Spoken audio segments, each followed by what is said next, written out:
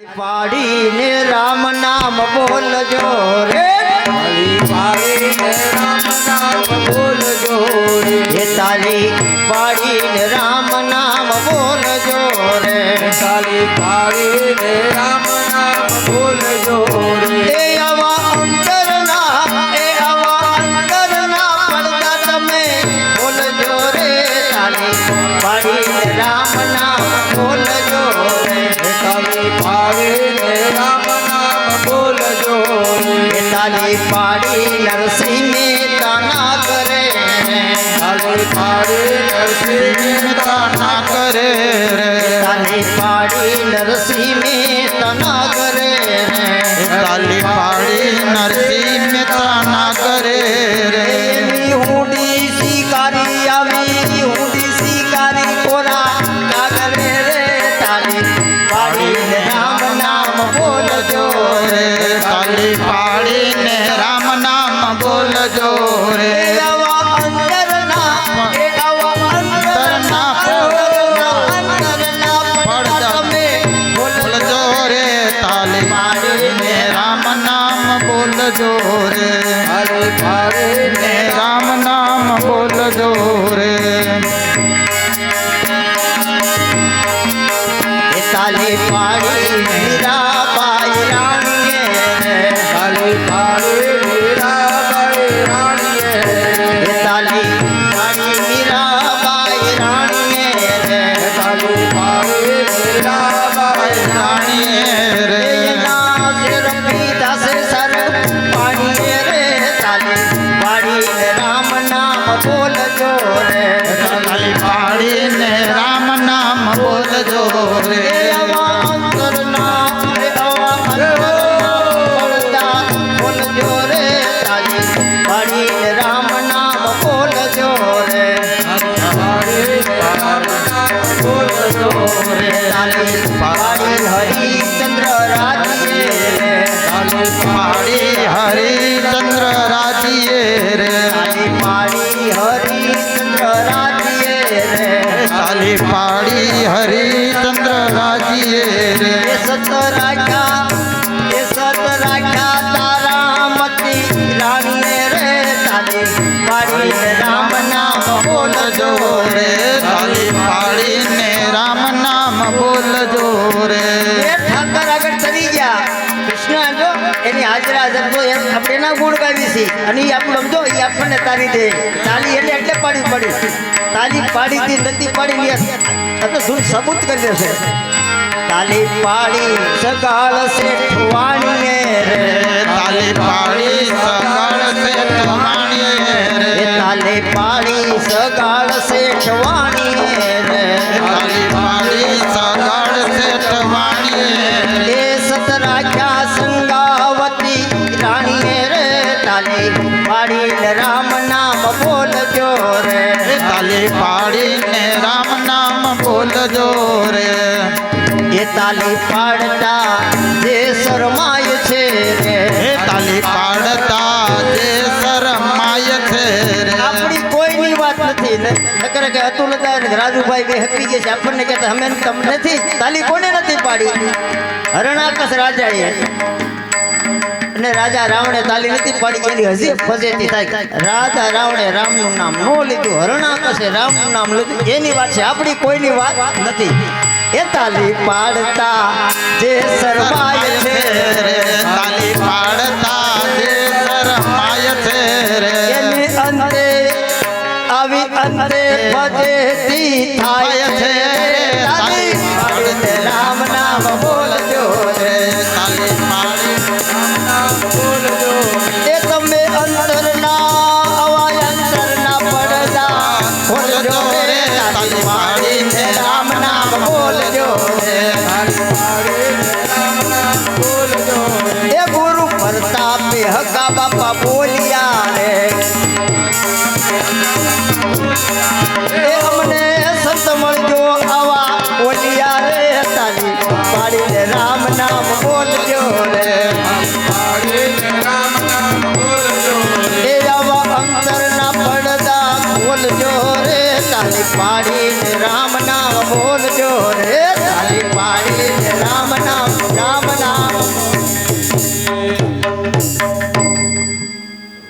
કંઈક હૃદયમાં રામને ઉતારી તો કથા પણ ઉતરે. પરમાત્મા પેલા આવવો જોઈએ ને આપણા હૃદયમાં. પરમાત્મા બિરાજે ત્યારે બધું થાય. એટલે કોઈ પણ કર્મ હોય ત્યારે બ્રાહ્મણો પેલી દેહ સુધી કરાવે. હેમાદ્રી અદા હેમાદ્રી ઓલી કઈ વાંચવી એમ કેમ. એટલે પેલું આપણું શરીર મન શુદ્ધ થાય ત્યારે પરમાત્મા આપણી અંદર બિરાજે છે. એટલે આપણા અજ્ઞાનનો નાશ કરનારો છે પરમાત્માનું નામ. એવું દિવ્ય છે, આપણો અજ્ઞાનનો નાશ કરે છે અને અંધકારનો નાશ કરે એવી શ્રેષ્ઠ કથા હે નારદજી અમને કહો, જેથી ભક્તિ, જ્ઞાન અને વૈરાગ્ય અને વિવેકમાં વૃદ્ધિ થાય. આ ચાર વસ્તુ જોઈ, આ ચારેય આપણામાં હોય ને ત્યારે પરમાત્મા મળે. એક હોય ને ત્રણ ન હોય તો મળતા નથી. પેલી ભગવાનની ભક્તિ હોવી જોઈએ. પછી આપણે જેને માનતા હોય, જે આપણા ઈષ્ટ હોય એની ભક્તિ હોવી જોઈએ. પછી જ્ઞાન હોવું જોઈએ. ભક્તિ તો કરી છે પણ જ્ઞાન હોવું જોઈએ થોડું. બાજુમાં દુઃખ પડ્યું હોય અને ઘરે લાડુ લાપસી બનાવી તો એ જ્ઞાન નથી. ભલે પાડોશી બોલવા ચાલવાનું થઈ ગયું હોય, આપણે આવતા જતા ન હોય, પણ એને નહીં આ દુઃખ આવે ને દોડીને જાય, એના દુઃખમાં ભાગ લઈ તો એ આપણું જ્ઞાન છે ને. એ જ્ઞાન છે. એટલે ભક્તિ છે તો એ જ્ઞાન છે. એટલે આપણે તરત જશું ને એની સેવા કરશું. અને વૈરાગ્ય, વૈરાગ્ય કેવો? આમાં ઘણાને એવું થાય કે વૈરાગ્ય એટલે સાધુ થઈ જાય, ભગવા પહેરી લે એટલે વૈરાગ્ય આવી જાય. એ વૈરાગ્ય નહીં. સંસારમાં રહીને વૈરાગ્ય આપણે લેવાનો છે. પછી મોટા આશ્રમ બનાવીને ગાડીઓમાં મોટી મોટી ફરવું, એને એસી જોઈને એને ટીવી જોઈને એવો વૈરાગ્ય નહીં. આપણે આપણા સંસારમાં નહીં વૈરાગ્ય કે પરમાત્માએ જે આપ્યું છે એમાં સંતોષ માનવાનો. ઘણું બધું મને ઈશ્વરે આપ્યું છે અને આપણને શું નથી આપ્યું ભગવાને? સરસ મજાની બે આંખું, બે કાન, જીભ, હાથ, પગ, શું નથી આપ્યું આપણને ઈશ્વર? 24 કલાક ઓક્સિજન આપે એનું બિલ નથી આવતું. વરસાદનું જલ આપણને આપે, 12 મહિના આપણને જલ આપે એનું બિલ નથી આપતું. સૂર્યનારાયણનો પ્રકાશ આપે એનું બિલ નથી. ચંદ્રની શીતળતા આપે એનું બિલ નથી. આપણને ઈશ્વરે શું નથી આપ્યું? બાકી તો ઉપરથી તો લક્ષ્મી આપણે જેટલી લખાવીને આવ્યો એટલી જ હોય. પછી બાજુવાળે ગાડી લીધી હોય ને આપણે ઈર્ષા કરી તો શું થાય? આપણું શરીર સુકાય. એટલે એને કીધું છે કે વૈરાગ્ય, કે પરમાત્માને એવી પ્રાર્થના કરો, તમે જે મને આપ્યું મારા ભાગ્યમાં છે એમાં સંતોષ છે. એટલે એવું વૈરાગ્ય અને વિવેક. ભક્તિ હોય, જ્ઞાન હોય ને વૈરાગ્ય હોય ને ત્યારે આપણી અંદર વિવેક આવે છે. અને વિવેક આવે ને એટલે સર્વ સ્વ બધાને જીતી લેવાય છે. વિવેક વગર વાણીની અંદર જો વિનય અને વિવેક ન હોય ને તો આ જગતને જીતી ન શકે. એટલે આપણી વાણીની અંદર વિનય અને વિવેક હોવો જોઈએ. આપણા આંગણે કોઈ આવે ને તો એને આવકારો દેવો જોઈએ. આવો ભાઈ, બેસો, પાણી આપી, ચાનો સમય હોય તો ચા બનાવી આપી, શરબત આપી, જમવાનો સમય હોય તો જમવાનું આપી. તારા આંગણિયા એ પૂછીને જે કોઈ આવે, આવકારો મીઠો આપજે. તારા આંગણિયા એ પૂછીને જે કોઈ આવે, આવકારો મીઠો આપજે. એ આપજે. સંતોએ કીધું છે ને કે તારો આંગણિયા પૂછીને કોઈ આવે તો આવકારો મીઠો આપજો. આ વિનય વિવેક હોવો જોઈએ. અને વિનય અને વિવેક હોય તો આત્મા રાજી થાય. તમે એને આવકારો મીઠો આવો તો આવનારો આત્મા રાજી થાય. આત્મા રાજી થાય તો જ મારો પરમાત્મા રાજી થાય, નકર પરમાત્મા દુઃખી થાય છે. તારા દિવસો એ દેખીને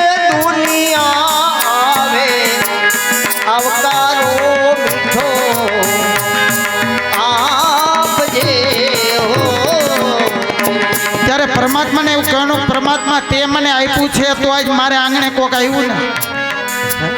આપણે કીધું છે અતિથિ દેવો ભવ. કોઈ તિથિ ન હોય નક્કી ન હોય ને આવીને ઉભા રહીએ ને એને દેવ કહેવાય. અતિથિ દેવો ભવ. આવા કોઈ અમારા આંગણે આવે તો એ દુભાઈ નહીં. આવું પરમાત્મા પાસે માગવાનું છે. પેલા એને પાણી પાજે,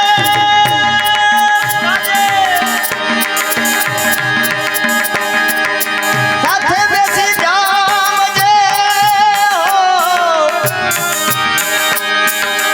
પછી એને ધીમે તું બોલવાને દે રે. આવકારો મીઠો મીઠો આપજે હો.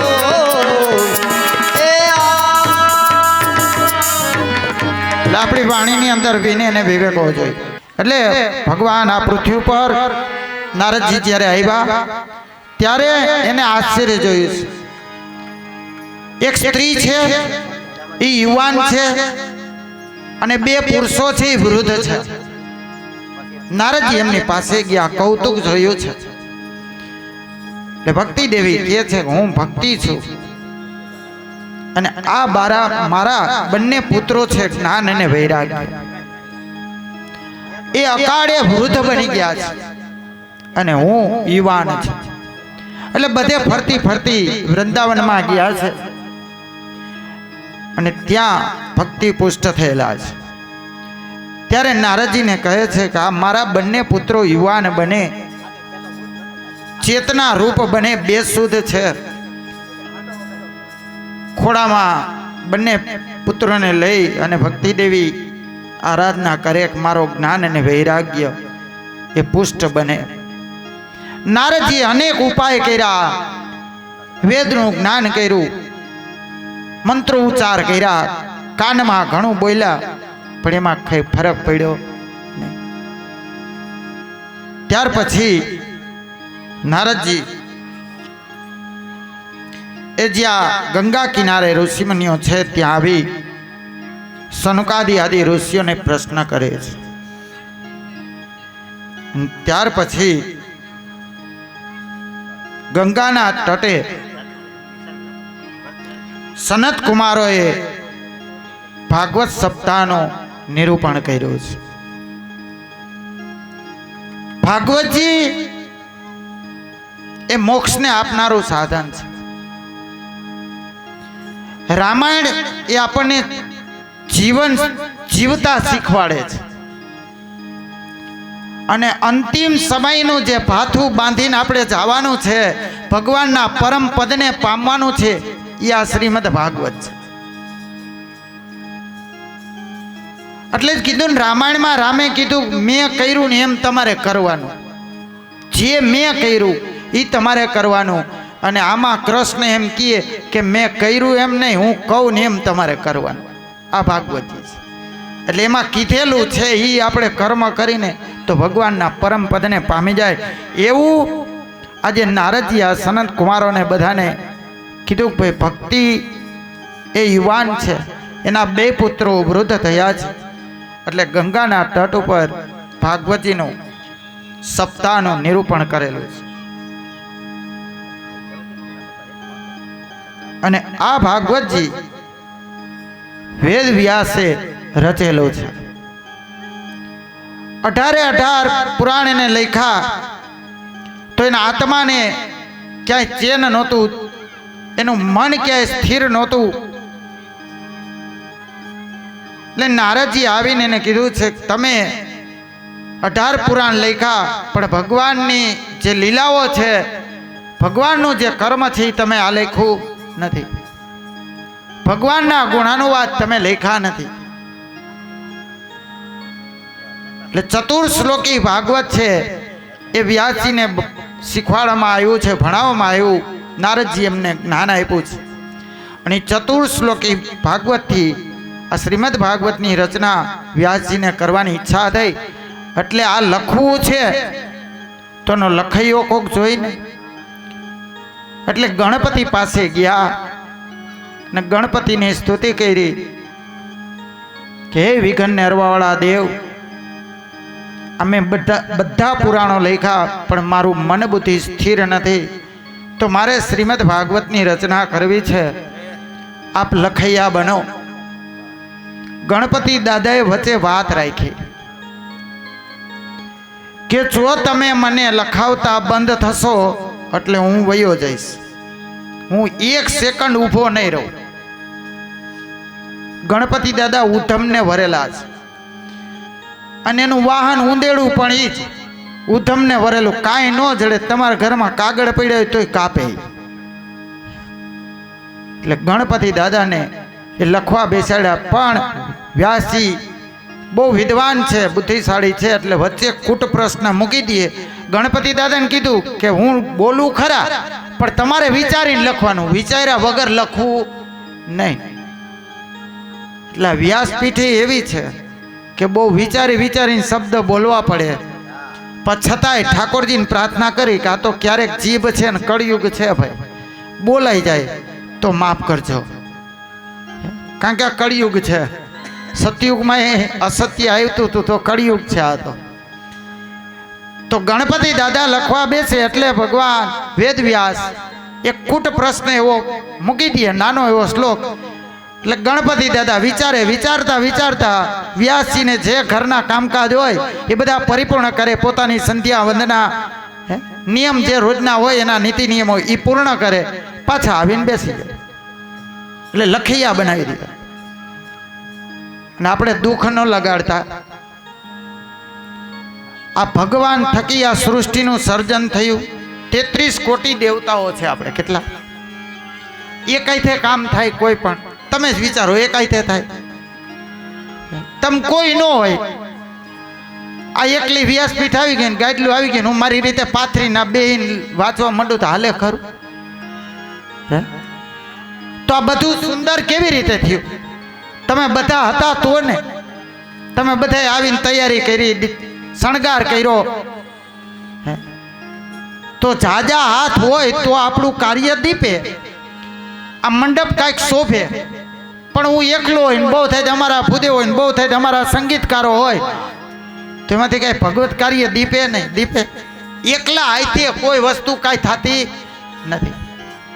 તો આપણે ઘણા ધર્મવાળા, જો દુઃખ ન લગાડતા, કથાની વાત છે ને કરું છું, આપણે ઘણા ધર્મવાળા ગણપતિ દાદા ક્યાંય પડ્યા હોય, એના દીકરા દીકરીનો મંડપ રોપાવ જાય ને તો કે અમારે ગણપતિ ન હોય, એટલે તો વિઘનને હરવા વાળો દેવ જ ઈ છે.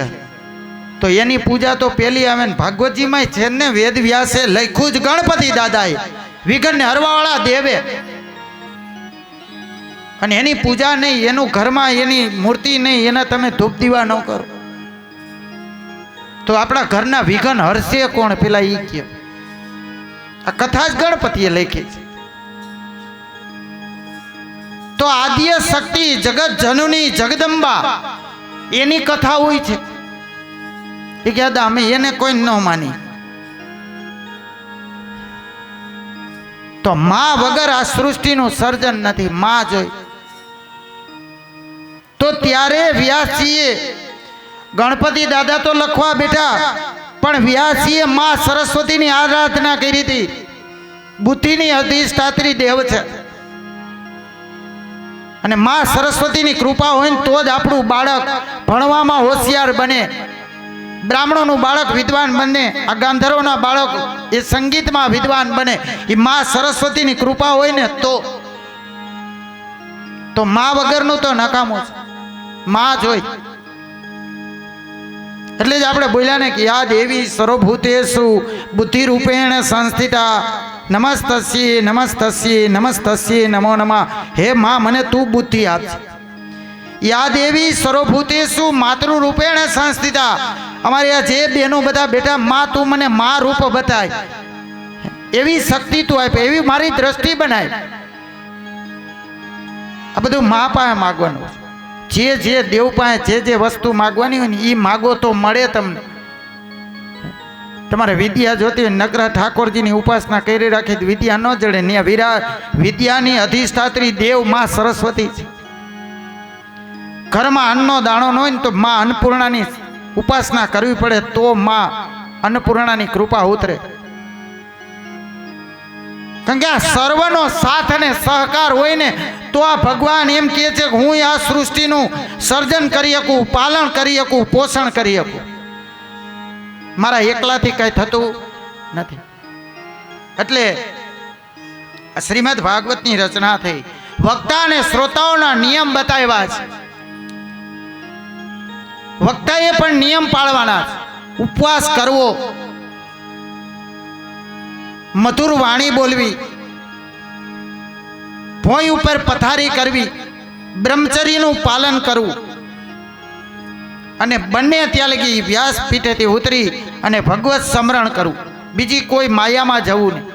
આ વક્તાના નિયમો છે. શ્રોતાઓના નિયમો પણ એ જ છે કે કથા સાંભળો ત્યારે ભગવત સ્મરણ મનની અંદર થવું છે. જો તમે ફળ મળે, વાતું કરવી નહીં, બીજાને વાતું કરાવવી નહીં, ભગવત સ્મરણ કરવું. જે જગ્યાએ બેઠા ત્યાંથી ઘડીએ ઘડી ઊભું થઈ આસનનો ત્યાગ ન કરવો. આ બધા નિયમો છે. પછી ભાગવતજીની કથા ક્યારે ક્યારે થાય મહિના બતાવ્યા. આ પરસોત્તમ મહિનો એ ઉત્તમ છે, લખ્યું છે. આમાં પિતૃ કાર્ય થાય એ ઉત્તમ છે, પણ તે લગ્ન થાય, વાસ્તુ થાય એ નિષેધ છે, એ ન થાય. રાંદલ ન તેડાય, પણ ભગવાન સત્યની કથા થાય. કારણ કે ભગવાનનું નામ છે ને પૂરણ પુરુષોત્તમ. પૂરણ પુરુષોત્તમ મહિનો છે આપણો. ભગવાને જેનું નામ આપ્યું છે એવો આપણો આ મહિનો પવિત્ર. એટલે આમાં ભગવાનની કથા થાય, ભગવાનના ગુણ ગવાય. એજી મારા વાલાજીના મંડપ સજાવીએ ધીરે, સજાવીએ ધીરે. આજની ઘડી તે રડિયા મને,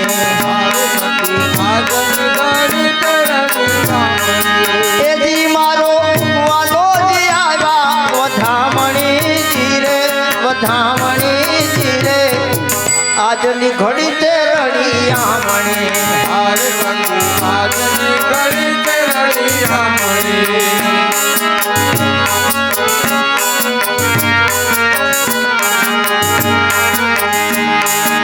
અરે સખી પૂરો પૂરો ગગન આવો સાથીઓ,